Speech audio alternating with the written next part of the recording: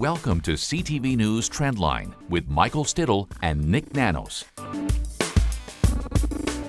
Nik, Special Rapporteur David Johnston, the former Governor General, says Canada does not need a full public inquiry into claims of foreign interference in our election. Instead, he's going to hold public hearings.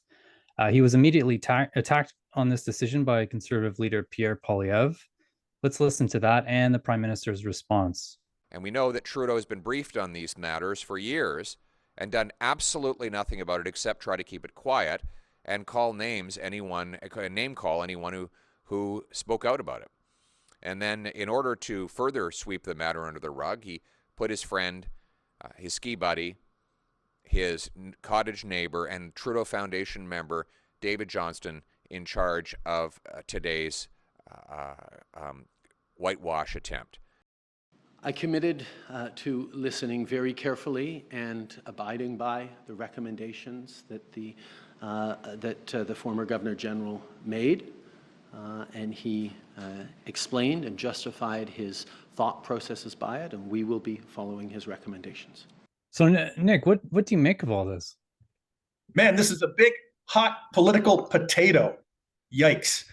And, I'm not surprised that the Liberals are a little nervous about the I word, inquiry, because if we put the time machine into effect, when Paul Martin was Prime Minister, he called another inquiry that a lot of Liberals didn't think should be called, Gomery inquiry, and that actually ended up eventually derailing the Liberals and putting some guy named Stephen Harper, I should say, now the former Prime Minister Stephen Harper, into power. So I can understand why the Liberals are nervous about having a full-on inquiry just because of the previous experience. But man, this is just not a win scenario. It's going to be like paper cuts, thousands of little paper cuts that will torture and torment Justin Trudeau and the Liberal government. Having this public inquiry, and not the public inquiry, having public hearings. How about this? I'm going to make a prediction. If there are public hearings and there is a Canadian that shows up at the public hearing and cries because of, and I don't diminish this, but because of the stress that they might be under, because their family is at risk, man, it's just going to be a whole world of pain for the Liberals. So they're now introducing a new wild card in this that could be actually more potentially damaging to the Liberals in terms of optics than an inquiry, which is more of a controlled environment, so to speak. Nik, do we have a sense of what Canadians were looking for? Did Canadians want a full public inquiry? Yeah, well, in research that we did with CTV News a few weeks back, we asked how much of a priority it was to investigate the allegations of foreign interference in Canadian politics. And, you can see 40 think that it's very important. Other ones, a high priority. So it's 73% think that it's a very high priority or a high priority. Only 23% don't think it's a priority to one extent or another. So, what you can see is that, Canadians want to see something. So on that front, the Liberals have done something in terms of these public hearings. But the big question is, there's obviously a communications breakdown, and David Johnston points to this, a communications breakdown between the security establishment and what I'll say the political government. And I'm not sure how public hearings are going to solve that, because can I tell you one thing? What Canadians want to know not only was there any influence in the last elections, which I think has, at least the government has a position, and David Johnston does not believe that anything happened that would change the outcome of the election. But what Canadians want to know is, will be put in place so that this does not happen again. And I'm not sure how public hearings will deal with the machinations, the machinery of government, and the interplay and connectivity between our security establishment and what I'll say the ministers and the government writ large. That's not going to get solved through this public hearing thing. So I don't know. I'm not. I think, man, we may end up with an inquiry after this. How about that? How about that for torture? First the special rapporteur, then public hearings, and then if the public hearings go sideways, who knows? We might end up having an inquiry anyways in order to deal with some of these internal issues that are critical to make sure that what happened for example, to Michael Chong does not happen again. So I think it's a world of pain for the Liberals, for sure. Now, Nik, David Johnston, one of the reasons he gave for not holding a full public inquiry was some of the intelligence reports have to remain secret, have to remain hidden from view from Canadians, and he can't release that information in a full public inquiry. But Poilievre's point of this appearance of a conflict of interest is interesting too. David Johnston himself has said no such thing. He's had a former membership with the Trudeau Foundation, but it's not like he's hanging out with the Prime Minister. He says he hasn't seen him in decades, I believe. What do you make of all that?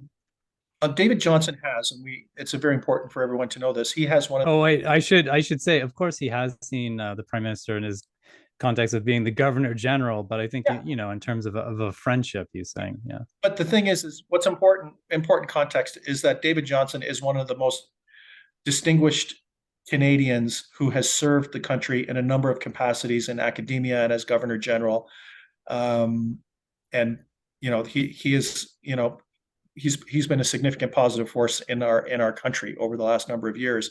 But the thing is that it's the optics. It's not it's like you'd learn about good governance. There's conflict of interest and an appearance of conflict of interest, and the appearance of conflict of interest is usually enough for people to be very careful in terms of the engagements and the responsibilities that they take on in order to make sure that there is not even an appearance of conflict. And it's for some of these things, like being on the Trudeau Foundation board, it's just hard. It's just hard to get around that in terms of the optics for David Johnston. He actually might be a casualty in this when this is all played out, especially if he's put on the road to do these public hearings, which basically means he's going to be on the front line, receiving whatever Canadians want to dole out on this foreign interference file. And this is ultimately the Prime Minister's decision. He didn't have to agree to David Johnston's recommendation, but he's standing by that recommendation. Which brings us to preferred Prime Minister. What's the larger context of this, Nik? How do Canadians feel about Poilievre and Trudeau these days? There's really a lot at stake right now. When we ask Canadians who they would prefer as Prime Minister, it's basically factoring the margin of error, dead heat between Pierre Poilievre and Justin Trudeau. Pierre Poilievre, 27, Justin Trudeau, 26. It pretty well doesn't get much tighter than that in the latest Nanos tracking. Jagmeet Singh is at around 19. But, the stakes are high for this. And I think that's why both Justin Trudeau and Pierre Poilievre are engaging heavily on this. Justin Trudeau, in order to try to manage this file, Pierre Poilievre to try to wedge another advantage and to create a narrative that of lack of competence for the Trudeau government. So the stakes are high, and the temperature's high in the House of Commons, as both of these leaders are basically fighting each other tooth and nail, and using this as one of the key battle lines between the federal Conservatives and the federal Liberals. Nik, I want to move on to another big political fight happening in this country, and that's the Alberta general election. We're very, very close. We just had a big debate between United Conservative Party leader Danielle Smith and NDP leader Rachel Notley. What are the polls saying? Is it a very tight race? Well, the polls suggest that the UCP and have the advantage 51-46. If we look at 338, our friends over at 338, they have popular vote projections, May 22nd, and also seat projections. So 338 is projecting an advantage in terms of percentage support for the UCP. And they're also projecting currently, as of May 22nd, advantage in terms of the number of seats, 49 seats to the New Democrats, 38.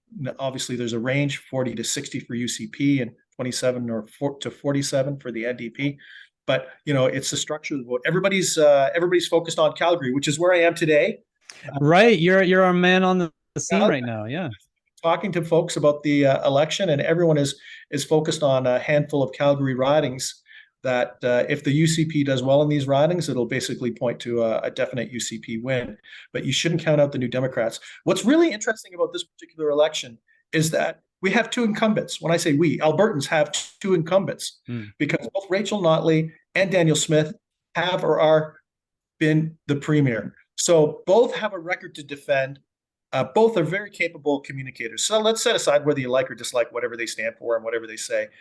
The reality is, I watched the leaders debate at the CTV studio in Alberta, and both are very good communicators. Both have a record to defend. Both know their files, and they both disagree on a lot of things. So it's a really interesting race where no one's getting a free ride. Usually opposition leader that gets a free ride because they've never governed, but neither Danielle Smith or Rachel Notley are going to get a free ride. And Albertans are faced with imperfect choices. There's some things that Danielle Smith have said that, if we want to be kind, we'll say is not optimal, controversial. And then at the same time, Rachel Notley and the New Democrats have proposed increasing taxes on businesses. Alberta would still be the lowest tax jurisdiction in Canada, but increasing taxes during an election, very truthful to do that. Like, good on you for saying that, but that's not usually a great time. And I don't know how that's going to play in Calgary, which is really the corporate headquarters for Alberta in these ridings that they need to win, to say that they're going to increase corporate taxes, even if they still will be low all other provinces and low generally by any standard. Nik, I'm curious. In the last election, well, I mean, historically, Alberta has had sort of a lower voter turnout for general elections. Last election, they saw a bit of a jump. I think it was something like 67.5% turnout, which is pretty good for Alberta. What can we expect this time around, and how will that impact the chances of either party? I don't think the voter turnout is going to be lower. That would surprise me a lot because A, it's a very competitive race. B, there are clearly two choices that are diametrically opposed to each other, where Alberta pick what direction that they want to go for. And people are highly motivated. People are very highly motivated. These organizations they've been ready for this fight for quite a while, and they've been building kind of workers on the ground in order to deliver the vote. So I would expect that the voter turnout will be the same or higher. And the big question is, who's got the best ground game? We don't know that, who has the best ground game. We're going to learn that on election day in Alberta. But I think that's going to be the critical thing, because a small swing and a handful of ridings in Calgary are probably going to determine who the next premier is going to be. Wow. Nik, we're going to take a quick break, but when we come back, we're going to look at the problem of polling in Toronto. Bet.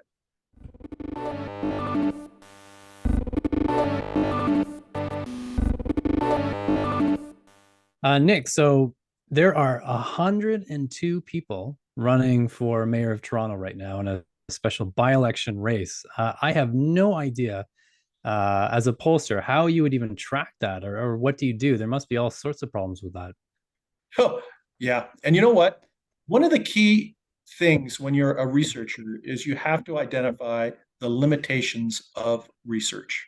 You're a good researcher. You always say what the limitations are. You might talk about the margin of error for the survey. You might talk about voter turnout and stuff like that. Here's the problem for a lot of municipal polling. The challenge is that for when a researcher wants to estimate voter turnout, estimate the popular support in a municipal election, one of the things that usually impacts the numbers is name recognition. So, because people aren't as tuned in and there aren't parties for people to kind of connect themselves to at the local level, a lot of times candidates that have a higher name recognition tend to do better in the polling than the actual voting result.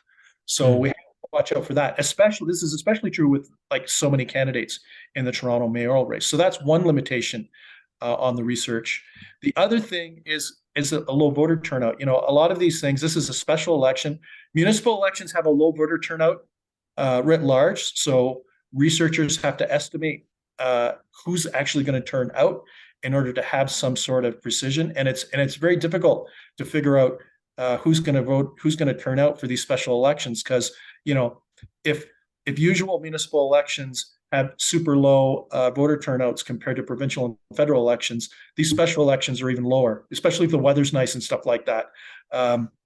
So, the thing is that that's another factor that impacts the ability to predict with the same level of precision that you would in a provincial or federal election. So it's a big headache. It also means that you have to be very cautious in looking at any of the polls related to the horse race in the Toronto mayor's race. Polls related to issues, I don't think there's any big issue, no big challenge on that front, because you're capturing what what the general populace thinks about what's important for the city of Toronto. But when you're getting into predicting, the vote for specific candidates, especially with so many, it's going to be super difficult, problematic. I'd be very careful in any kind of research that's done. So far we're seeing Olivia Chow, a major presence with the NDP party, out in front with, I don't know, something like 20-something%. But I think she arguably has the most name recognition of any of the 102 candidates. 100%. Let's face it. Charles ground zero for her and the New Democrats. She's had a very high profile in Toronto for a prolonged period of time. She's the most prominent candidate. Why don't we just say that? Period. Full stop. So there's probably, her support is probably overstated, is probably what I would guess. Just looking at the situation compared to other candidates. Let's face it. If there's a candidate that doesn't have a lot of name recognition and they're doing well in the poll, that's probably real. But is that for some of these other candidates that have high profile, and Olivia Chow would probably be the best. That doesn't mean that she's not the front runner.